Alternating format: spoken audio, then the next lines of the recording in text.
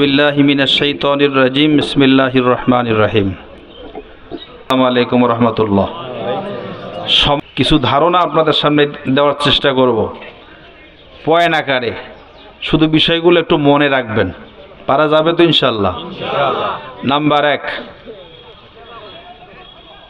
পূর্ববর্তী বক্তাগণ বলেছেন, আমাদের বন্ধু মহল থেকে কিছু ভাইয়ারা বিভিন্ন ধরনের কথাবার্তা বলছেন, অনেক জায়গায় বিভিন্ন প্রোগ্রামে হামলা মামলার শিকারও হচ্ছি আমরা। তো আমরা বলতে চাই তা হলো যে বুদ্ধির লড়াই বুদ্ধি দিয়েই হবে, আদর্শের লড়াই আদর্শ দিয়েই হবে। কে বলেন ঠিক কি না? ভোটের লড়াই ভোট দিয়েই হবে। যেহেতু এটা ইফতার মাহফিল, জনসভার মঞ্চ নয়, এজন্য আমরা সে বিষয়গুলো এখানে আনতে চাই না। তবে এতটুকুন কথা শুধু সবাই আমরা স্মরণ রাখতে চাই, বলতে চাই শুধু এতটুক, বিগত দিনে যে দল ক্ষমতায় ছিল তাদের পতন হওয়ার যতগুলো কারণ ছিল, তন্মধ্যে একটা বড় কারণ তা হলো ইসলামের বিরোধিতা, আলেম ওলামার বিরোধিতা, তাফসির মাহফিল বন্ধ করে দেওয়ার বিরোধিতা, ইফতার করতে দেয় নাই, ইফতার মাহফিল পণ্ড করে দিয়েছে তার বিরোধিতা। গাজোকাটিতে ইফতার মাহফিল ছিল, আমি এলএসডি মোড় থেকে ফিরে গেছি, বলছে যাও, আসা যাবে না হুজুর, আপনি আসিয়ে না, পুলিশ আসছে। এগুলো ইতিহাস আমাদের স্মরণ আছে। অতএব বলতে চাই যে যেই দলে হোক, আমরা কোনো নাম বলছি না, যে দলেই হোক, যে গোষ্ঠী হোক, যে সম্প্রদায় হোক, যদি এই অপকর্মে আবার নতুন করে কেউ লিপ্ত হয়, তাহলে বিগত দিনের সাথীরা গেছে যে পথে, আর এখন যারা ওই পথ ধরবে তাদেরকেও যেতে হবে ওই পথে। আর বেশি কিছু বলার দরকার আছে? শিক্ষা একটা যথেষ্ট। এবার আসেন নাম্বার 2, যে কথা বলতে চাই, রোজা রাখলে তাকওয়ার গুণ অর্জিত হবে, এটা আল্লাহর কোরআনের ঘোষণা। আচ্ছা, তাকওয়া কি এমন একটা গুণ যেটার এত বড় দরকার পড়ছে? তাকওয়া কি এমন একটা গুণ যে যেটা না হলে চলে না, যার জন্য এইটা অর্জন করার জন্য 1 মাস রোজা রাখতে হয়? আর যে লোকটার বয়স 60 বছর, 70 বছর, 10 বছর বাদ দিলাম, তাহলে যার বয়স 60 বছর, উনি 50 বছর ধরে রোজা রাখতেছে। কি বলেন ঠিক কিনা? তাহলে এত সাধনা করে এই গুণটা আনতে হয়, অর্জন করতে হয়, এটা কি? আমার বুঝান না আপনি? কি আমার কথা বুঝতেছেন? খোলামালা বলতেছি আমি। বিষয়টা কি এমন গুরুত্ব বহন করে যে যেটার জন্য এত কষ্ট করতে হবে, জীবন সারাটা জীবন ভর, বছরে একবার একেবারে 1 মাস আপনাকে সেই তাকওয়ার প্রশিক্ষণ দিতে হবে? আসলে বিষয়টা একটু চিন্তার বিষয়, গবেষণার বিষয়, ভাবার বিষয়, আত্ম উপলব্ধির বিষয়, সাইকোলজির বিষয়। কি বলেন ঠিক কি না? এবার আসেন নাম্বার 2, এই গুণ অর্জিত হলে লাভ কি? পয়েন্ট মনে রাখেন ভাইরা। 1 নাম্বার, এ তাকওয়া কি এমন গুরুত্বপূর্ণ গুণ যা অর্জন না করলে চলে না? নাম্বার 2, আর যে গুণ অর্জন করলে লাভটা কি হবে? এই 2টা কথা আপনাদেরকে বোঝাতে চাই, বুঝবেন? এই 2টা কথা বুঝাবো। অনেক লম্বা আওয়াজ ছিল, তো আছে, মেলা আওয়াজ আছে, আমার আলোচনা অনেক শুনেছেন আপনারা, তো এই 2টা কথা আপনাদেরকে বুঝাই। নাম্বার 1, তাকওয়া শব্দের এক অর্থ হলো ভয়, আরেক অর্থ হলো বেঁচে চলা। কথা বলেন, কি চলা? বেঁচে বেঁচে চলা। ভাইরা আমার, এজন্য এই মাসকে বলা হয় কোরআন নাজিলের মাস। এ মাস হলো কোরআন আবার বিজয়েরও মাস। সুবহানাল্লাহ বলবেন না? বদরের যুদ্ধে এই মাসে হয়েছে। যে বদরের যুদ্ধে মুসলমানরা জয় না করলে ইসলাম বিজয় হতো না। চূড়ান্ত ইসলামের বিজয়, মক্কা বিজয় এই 20 রমাদানে হয়েছে। সুবহানাল্লাহ বলে। অতএব এই রোজার মাস কোরআন নাজিলের মাস শুধু নয়, কোরআন বিজয়েরও মাস। কথা বলে ঠিক না ঠিক? অতএব একজন রোজাদারকে একজন কোরআন বিজয়ের যোদ্ধা হতে হবে। 1 নাম্বার শিক্ষা দিলাম। প্রত্যেক রোজাদারকে এক একজনকে কোরআন বিজয়ের যোদ্ধা হতে হবে, বদরি সাহাবীদের মতো যোদ্ধা হতে হবে, মক্কা বিজয়ের সেই মানে মুজাহিদের মতো যোদ্ধা হতে হবে। কারা কারা রাজি আছে? থাক, আচ্ছা তাকবীরটা আজই বাকি থাক, সময় কম তো। জিদ্দুর দিয়েছেন আলহামদুলিল্লাহ।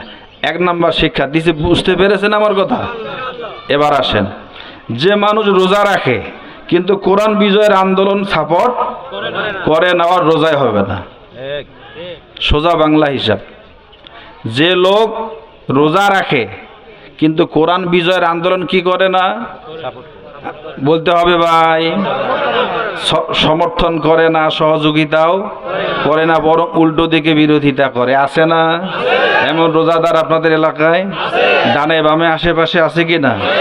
আপনি নির্ঘাত জানেন তার রোজায় হবে না এবং তার কোনো ইবাদত কবুলেই। আল্লাযীনা কাফারু ওয়া সাদ্দু আন সাবিলিল্লাহ আযাল্লা আমালাহুম। আল্লাহ তাআলা বলেন, যারা কুফরি করলো, আমার কাজে বাধা দিল দিন কায়েমের পথে, আযাল্লা আমালাহুম, আমি তার সমস্ত ইবাদত আযাল্লা ধ্বংস করে দিলাম। অন্য জায়গায় আন তাহবাতা আমালাকুম, হ্যাঁ, যে তার সমস্ত আমল বাতিল বলে গণ্য করলাম। নামাজ কবুল হবে না, রোজা কবুল হবে না, ফেতরা কবুল হবে না, যাকাত কবুল হবে না, ওসর কবুল হবে না, শুধু দিনের বিরোধিতা করার কারণে। দিন কায়েম সমাজে হোক এইটা চায় না, এইটা করার কারণে তার কোনো নেক আমল আল্লাহর দরবারে কবুল হবে না। এ ফতোয়া আমার না, আল্লাহর। তাহলে এই চিন্তা চেতনার মানুষ যারা আছে তাদেরকে আমাদের দাওয়াত, আপনাকে সেখান থেকে বেরিয়ে আসতে হবে। আপনার এই মেমোরির লোড আছে, খারাপ গান বাজনা, খারাপ চিন্তা চেতনা দিয়ে এই মেমোরিটা লোড আছে না, মেমোরি ডাউনলোড হয় না?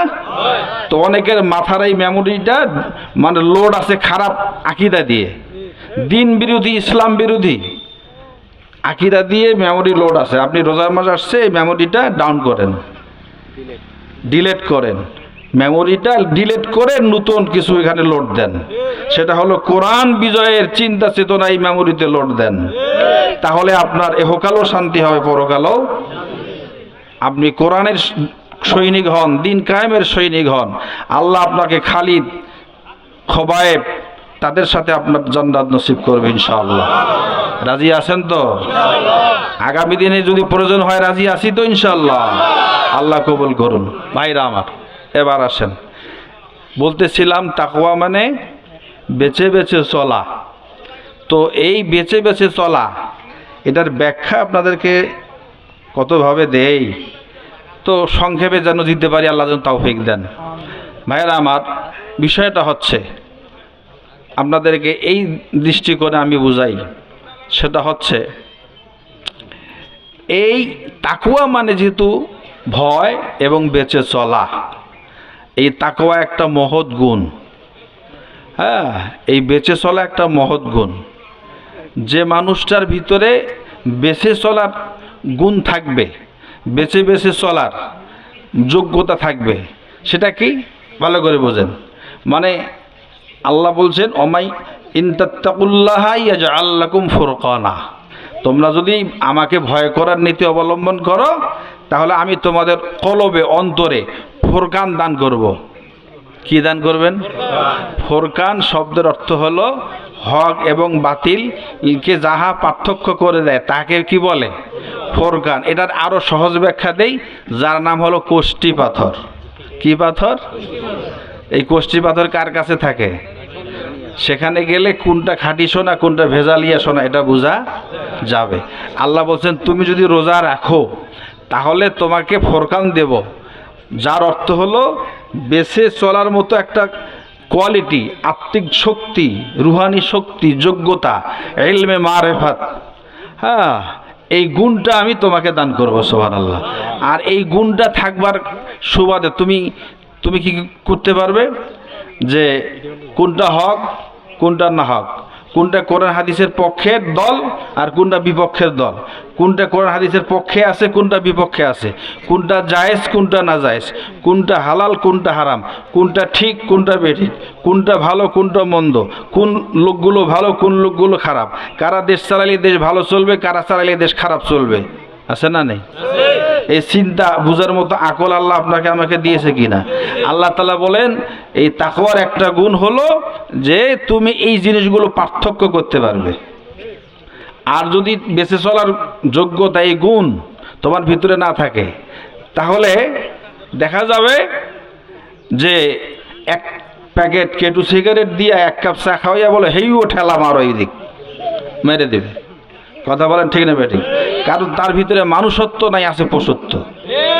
ভালো এবং মন্দ যাচবাস করার যোগ্যতা তার ভিতরে নাই, সে পশুত্বের মধ্যে চলে গেছে। কারণ পশুর যেটা স্বভাব, সে ভালো মন্দ বুঝে না, তো বিধায় তাকে পশু বলা হয়। যে মানুষ ভালো এবং মন্দ বুঝার পার্থক্য করার যোগ্যতা হারিয়ে ফেলে, তার ভিতরে মানুষত্ব থাকে না, সে পশুত্বের মধ্যে ঢুকে যায়। কথা বলেন ঠিক কিনা? এই রোজা এসেছে আপনার আমার এই পশুত্বকে জবাই করে কুরবানি করে শেষ করে দিয়ে মানুষত্ব পয়দা করার জন্য। কথা বলেন ঠিক না বেঠিক? ভাইরা আমার, এই বেঁচে চলার গুণ যখন আপনার আমার ভিতরে পয়দা হবে, তখন কি হবে? দেখা যাবে আপনি ভালো এবং মন্দ যাচবাস করে চলতে পারবেন। আজকে আমাদের সমাজে এই ভালো এবং মন্দ বাছাই করার, বেঁচে চলার এক কথাই মুদ্রা কথা যে তাকওয়া ভিত্তিক, মানে তাকওয়াদার ব্যক্তির অভাব থাকবার কারণে আমরা এদেশ স্বাধীন হয়েছে বটে, কিন্তু সেই দেশ স্বাধীন থেকে নিয়ে আজও অবধি আমরা সুখ শান্তি পাই নাই। কি বলেন ঠিক না বেঠিক? যেমন একজন মানুষ তার ব্যক্তি জীবনে তাকওয়া না থাকলে সে যেমন হালাল হারাম ন্যায় অন্যায় ঠিক বেঠিক জায়েজ না জায়েজ বুঝে না, সে যা খুশি তাই করে। কি বলে ঠিক কি না? ঠিক জাতীয় পর্যায়ে যারা সমাজ পরিচালনা করে, এই মানুষগুলির ভিতরে তাকওয়ার জ্ঞান, তাকওয়ার গুণ না থাকার কারণে তারাও কিন্তু ন্যায় অন্যায় ভালো মন্দ বুঝে না, যার জন্য বাংলাদেশে এক বৈষম্য তৈরি হলো, এমন বৈষম্য তৈরি হলো যার জন্য এদেশের ছাত্র জনতা ঐক্যবদ্ধ হয়ে নেমে বলল যে এই বৈষম্য আর রাখা যাবে না। যাদের ভিতরে বৈষম্য আছে, সকল প্রকার বৈষম্য আমরা দূরীভূত করে একটি শান্তির সমাজ প্রতিষ্ঠিত করতে চাই। দেশ স্বাধীন থেকে অবধি যদি এই তাকওয়া নামক গুণটা যদি ইউনিয়ন থেকে জাতীয় পর্যায়ে নেতাদের ভিতরে থাকতো, কোনো জায়গায় কোনো বৈষম্য থাকতো না, সমাজটা শান্তির সমাজে পরিণত হতো। ভাইয়েরা আমার, এজন্য আমরা চাই, এবং এবারের আমাদের প্রতিপাদ্য, এবারে আমাদের স্লোগান, আমাদের এবারের মিশন এটাই হওয়া উচিত বাংলার মুসলমানের, তা হলো আমরা এই সমাজ, এই দেশ তাদের হাতেই তুলে দিতে চাই যাদের কলিজায় থাকবে আমার আল্লাহর ভয়, যাদের কলিজায় থাকবে আখিরাতের ভয়, যাদের কলিজায় থাকবে মানুষের সম্পদ মেরে খাইলে পরকালে কি হবে এই ভয়। কথা বলেন ঠিক না বেঠিক? আর এইরকম মানুষ, এইরকম নেতা তৈরি করতে সফল হয়েছে বাংলাদেশের জামাত ইসলামী। একটা দুটো নয়, তিনটা মন্ত্রণালয়ের দায়িত্ব দিয়ে বাংলাদেশের 2 জন মন্ত্রীকে এ জাতি নয় আন্তর্জাতিকভাবে পরীক্ষা করা হয়েছে। বাংলাদেশের সকল মন্ত্রণালয়, সকল নেতাদের মানে দপ্তরে দুর্নীতি দিয়ে ভরা জামাত ইসলামের 2 জন মন্ত্রীর মন্ত্রণালয় একবারে আন্তর্জাতিকভাবে ঘোষিত দুর্নীতি মুক্ত ছিল। কথা বলে ঠিক না বেঠিক? অতএব শিক্ষিত বাংলাদেশ জামাত ইসলামী পারে দুর্নীতি মুক্ত নেতৃত্ব তৈরি করতে। অতএব যারা এটা পারে তাদের দ্বারাই সম্ভব দুর্নীতি মুক্ত বাংলাদেশ গড়ে তোলা। কথা বলে ঠিক না বেঠিক? এই জন্য ভাইয়েরা আমার বলতে চাই, সময় যেহেতু শেষ, বলতে চাই যে যাদের ভিতরে এই তাকওয়ার গুণ থাকবে তাদের হাতে আগামীর এই দেশটা তাদের হাতে আমরা তুলে দেব। এটাই হোক এবারের রমজানের শিক্ষা। আমার এই কথার সাথে কারা কারা একমত আছেন? আল্লাহ কবুল করবেন, আল্লাহুম্মা আমিন। সর্বশেষ এই ব্যাপারে শুধু একটা কথা বলি, সময় যেহেতু ঘুরে এলো, তা হচ্ছেই যে দেখুন খলিফা উমর রাদিয়াল্লাহু তাআলা আনহু, তার শাসনামল তাকওয়া কি জিনিস। একটা ছোট্ট মানুষ, কালো মানুষ, আদরা মানুষ, তার ভিতরে তাকওয়ার গুণ থাকলে তার দাম কত পারে। খলিফা উমর রাদিয়াল্লাহু আনহু রাতের বেলা ঘুরে ঘুরে বেড়াচ্ছেন, দেখলেন যে এক বৃদ্ধা আর মহিলা, মা আর বেটি কথা হচ্ছে, বেটি রে দুধে একটু পানি দাও। এখন বেটি বলছে, মা খলিফা উমরের দেশ, যদি পানি দিতে এটা জানতে পারলে সমস্যা আছে। তো বলছে, শোনো, খলিফা উমরও নাই, তার কোনো বাহিনীও নাই, দেওয়া যাবে না, পানি দেওয়া যাবে না। বলছে যে খলিফা উমর নাই, তার বাহিনী নাই, তো অসুবিধা কি? তুই বলছিস দেওয়া যাবে না? বলছে না, দেওয়া যাবে না। কারণ মা শোনো, খলিফা না দেখলো, বাহিনী না দেখলো, দেখতেছে কে? আল্লাহ। অতএব পানি দেওয়া যাবে না, দুধে পানি দেওয়া যাবে না, এইটুক কথা বললেন। খলিফা উমর বাহিরে দাঁড়িয়ে আছে। পরের দিন সিপাহী পাঠিয়ে দিয়ে রাজদরবারে নিয়ে গেলেন। নেওয়ার পরে ছেলেদেরকে বললেন, এই মেয়েটাকে আমি গিফট হিসাবে আমার পুত্রবধূ বানাতে চাই, কে কোন ছেলে রাজি আছো তাকে নিতে বলেন। সুবহানাল্লাহ। একজন ছেলে রাজি হলো, তাকে পুত্রবধূ বানালেন। ইতিহাস বলে তার গর্ভেই জন্ম হয়েছিল পরবর্তী খলিফা উমর ইবনে আব্দুল আজিজ রাহিমাহুল্লাহ। ওই মেয়ের মানে ঔরসে যে মেয়ে জন্ম ছিল, তার মেয়ে গর্বে খলিফা উমর ইবনে আব্দুল আজিজ। গাছ ভালো হলে ফল ভালো হয়। ভাইরা আমার, এজন্য বলতে চাই, এই গুণ যদি একটা বেদামি মানুষ আপনার দৃষ্টিতে তার ভিতরেও থাকে, ওই মানুষটার দাম সমাজে না থাকতে পারে, আল্লাহর কাছে তার দাম আকাশ চুম্বি। কে বলে ঠিক না ঠিক? ভাইরা আমার, এই তো সেই পথ যারা ছেঁড়া জামা গায়ে দিয়ে বালুর সিংহাসনে বসে এই রাষ্ট্র শাসন করেছে। কথা বলেন ঠিক না ঠিক? ভাইরা আমার, সর্বশেষ বলতে চাই, সর্বশেষ সময় যেহেতু ফুরিয়ে এলো, সর্বশেষ কথা হচ্ছে যে আমরা তাকওয়া ভিত্তিক একটা সমাজ গঠন করব। আর যদি করতে পারি, আল্লাহ কয় রহমত বরকত সব কিছুর দরজা তোমাদের জন্য খুলে দেব। বলেন সুবহানাল্লাহ। আগামীর বাংলাদেশ হোক একটি সুখী সমৃদ্ধশালী বাংলাদেশ। আর আগামীর বাংলাদেশ তখনই সুখী সমৃদ্ধশালী হবে যখন মানুষগুলি হব তাকওয়াওয়ালা, আর আমাদের জীবন বিধান হবে আল কোরআন। এই দুইটার পক্ষে আমরা যেন এক থাকতে পারি। আল্লাহ আমাদের সকল নামাজি রোজাদারকে তৌফিক দিন। বলেন আমিন।